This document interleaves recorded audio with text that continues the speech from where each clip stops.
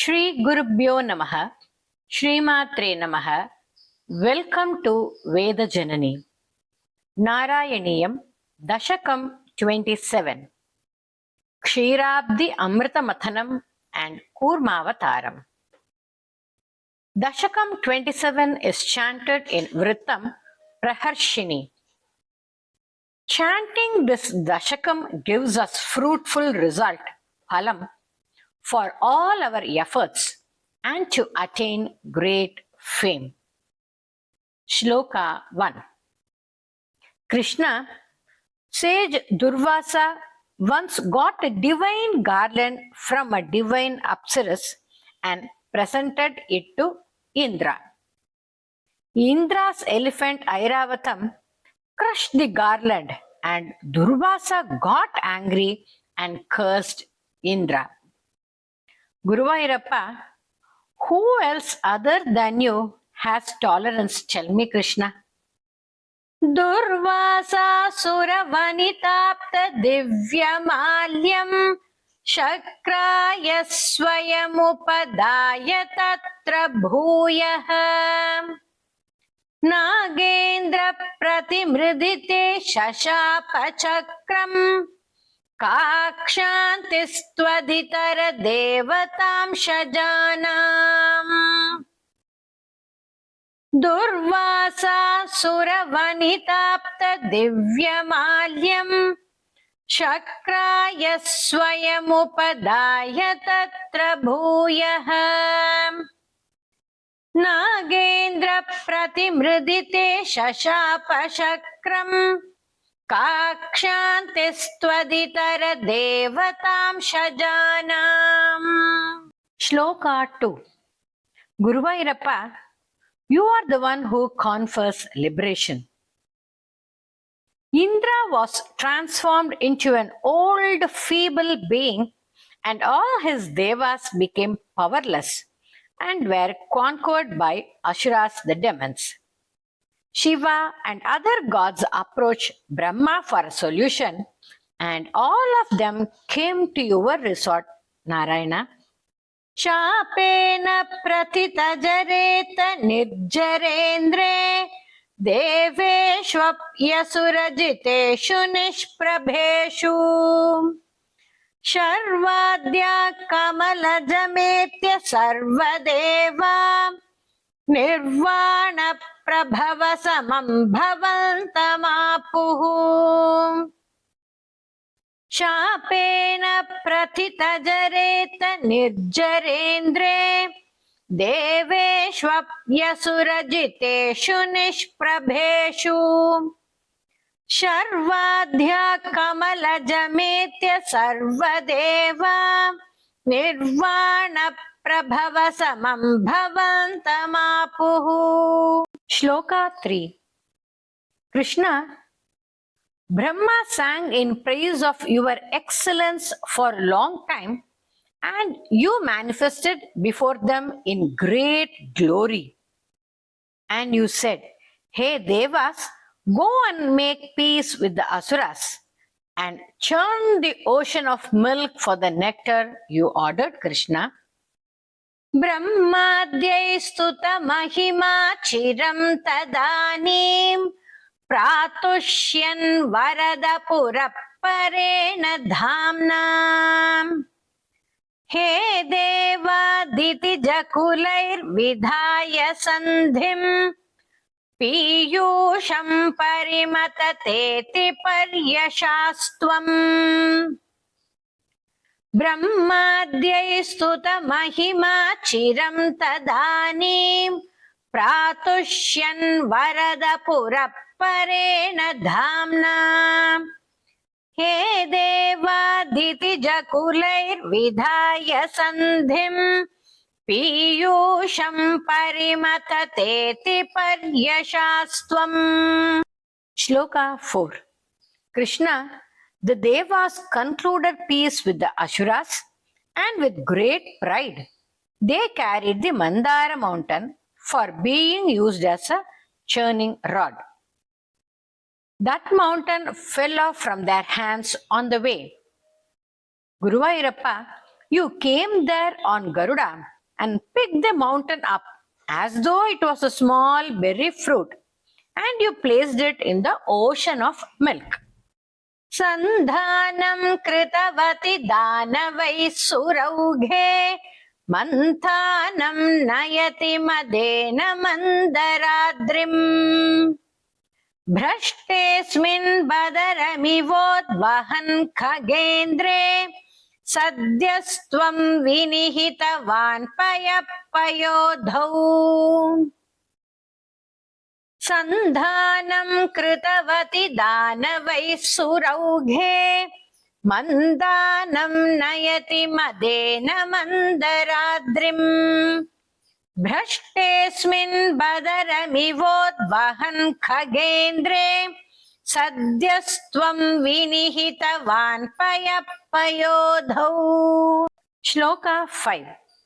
Krishna, the Devas and Asuras placed the snake serpent Vasuki as the churning rope and commenced churning the ocean of milk after adding all kinds of herbal growth to it. Then you cleverly made Asuras to hold the head side of the serpent Vasuki.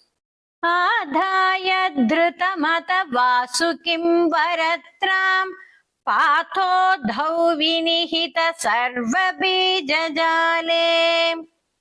प्रारब्धे मथन विधौ सुरासुरैस्तैः व्याजा त्वं भुजगमुखे करोऽसुरारीन् आधाय धृतमत वासुकिं वरत्रां पाथोद्धौ विनिहित सर्वबीजजाले प्रारब्धे मथन विधौ सुरासुरैस्तैः व्याजा त्वं भुजगमुखे करोऽसुरारीन्. Shloka 6. Krishna, the Mandara mountain, functioning as a churning rod, stirred up the ocean very deep, but due to its massive form and heaviness, it began to sink. This worried the Devas. Now you wanted to cheer them up. Therefore, you took on the form of a tortoise with a rough back. क्षुब्धाद्रौ क्षुभितजलोदरे तदानीं दुग्धाब्धौ गुरुतर भारतो निमग्ने देवेषु व्यथिततमेषु तत्प्रियैषी प्राणैषी कमठतनुं कठोरपृष्ठाम्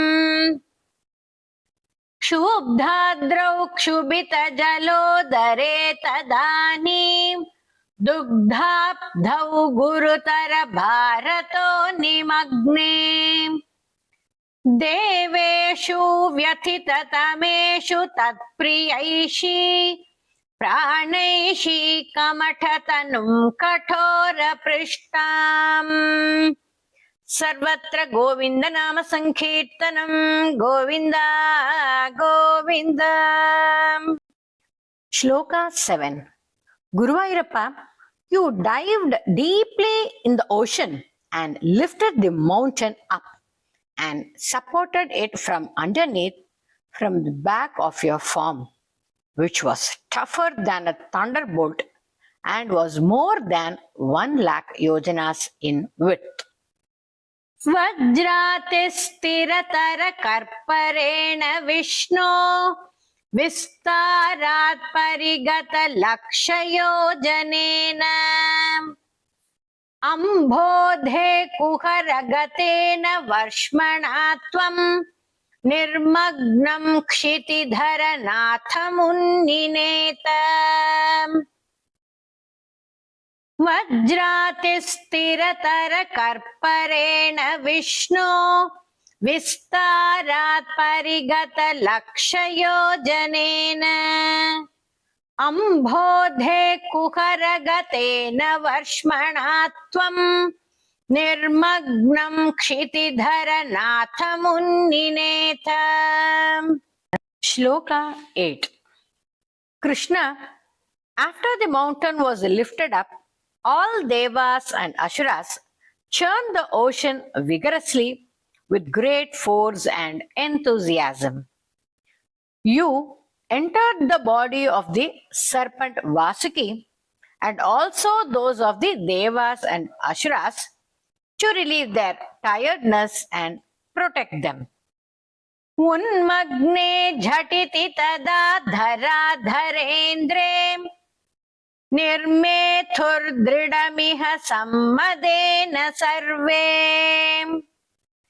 आविश्य द्वितयगणेऽपि सर्पराजे वैवश्यं परिशमयन् अविवृधस्तान् उन्मग्ने झटिति तदा धराधरेन्द्रे निर्मेथुर्दृढमिह सम्मदेन सर्वे आविश्य द्वितयगणेऽपि सर्पराजे वैवश्यं परिशमयन् अविवृधस्तान्. Shloka 9. Narayana, as the mountain functioning as a churning rod with powerful speed, it was rising up the surface of the ocean.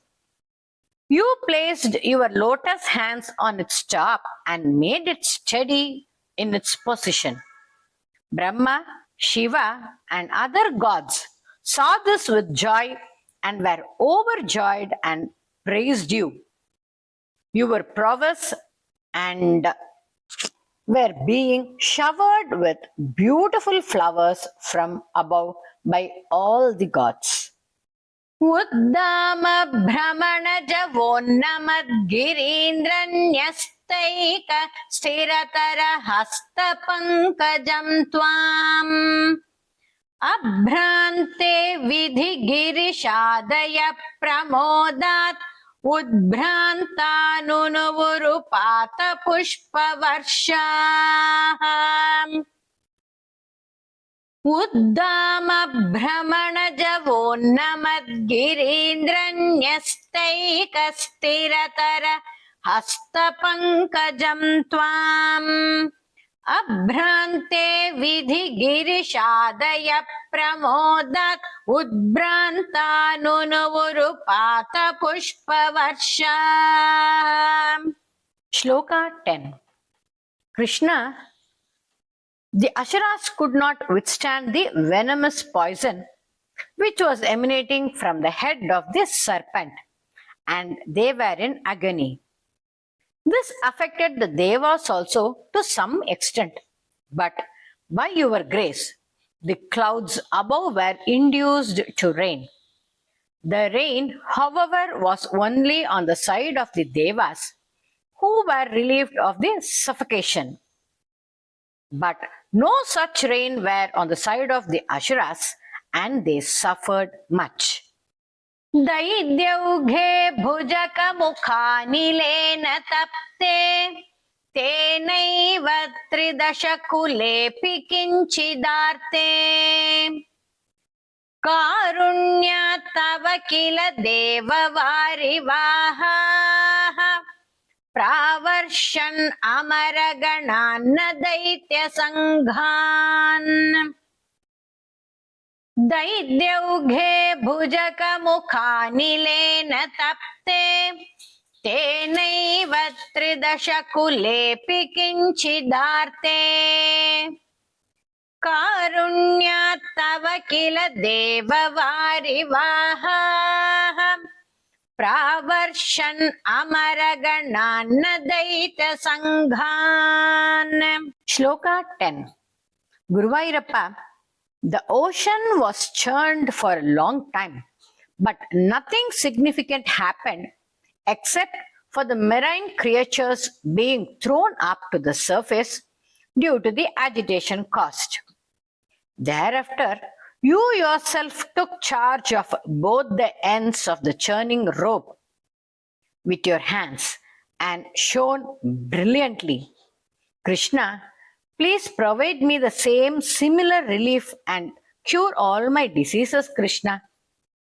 उद्भ्राम्यद्बहुतिमि नक्रचक्रवाले तत्राब्धौ चिरमदितेऽपि निर्विकारे एकस्त्वं करयुगकृष्टसर्पराजः सम्भ्राजन् पवनपुरेश पाहि रोगात् उद्भ्राम्यद्बहुतिमि नक्रचक्रवाले तत्राब्धौ चिरमतितेऽपि निर्विकारे एकस्त्वं करयुगकृष्टसर्पराजः सम्भ्राजन् पवनपुरेश पाहि रोगात् सर्वत्र गोविंद नाम संकीर्तनम Govind Govind. Let's chant the full dashakam in the medium speed. दुर्वासासुरवनिताप्त दिव्यमाल्यं शक्राय स्वयमुपदाय तत्र भूयः नागेन्द्र प्रतिमृदिते शशाप शक्रं काक्षान्तिस्त्वदितर देवतां शजानाम् शापेन प्रतितजरेत निर्जरेन्द्रे देवेष्वप्यसुरजितेषु निष्प्रभेषु शर्वाद्या कमलजमेत्य सर्वदेवा निर्वाण प्रभव समं भवन्तमापुः ब्रह्माद्यै स्तुतमहिमाचिरं तदानीं प्रातुष्यन् वरदपुरःपरेण धाम्ना हे देवादितिजकुलैर्विधाय सन्धिं पीयूषं परिमततेति पर्यशास्त्वम् सन्धानं कृतवति दानवैः सुरौघे मन्थानं नयति मथेन मन्दराद्रिम् भ्रष्टेऽस्मिन् बदरमिवोद्वहन् खगेन्द्रे सद्यस्त्वं विनिहितवान् पयःपयोधौ आधाय धृतमत वासुकिं वरत्रां पाथोधौ विनिहित सर्वबीजजाले प्रारब्धे मथन विधौ सुरासुरैस्तैः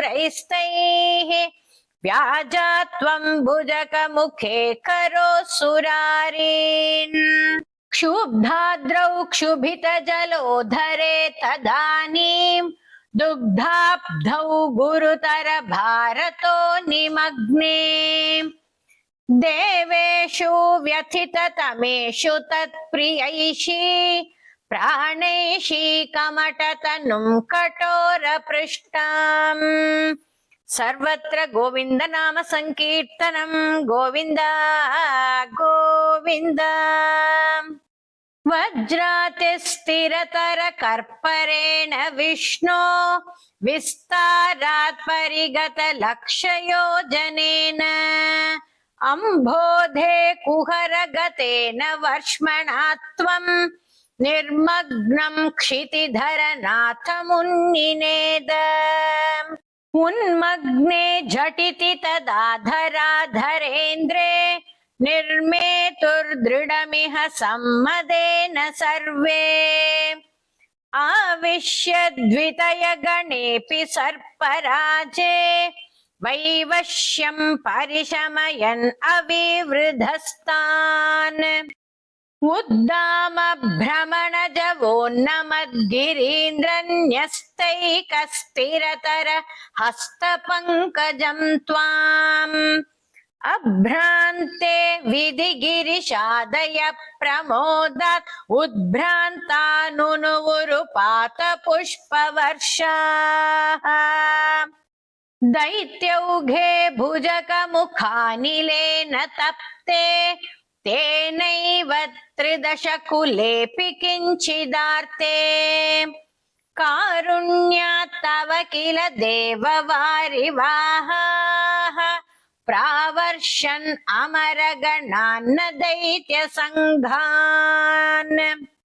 उद्भ्राम्यद्बहुतिमि नक्रचक्रवाले तत्राब्धौ चिरमतितेऽपि निर्विकारे एकस्त्वं करयुगकृष्टसर्पराजः सम्राजन् पवनपुरेश पाहि रोगात् सर्वत्र गोविन्द नाम संकीर्तनं Govinda Govinda. I request you to subscribe to Veda Janani and hit a like and share with your family and friends.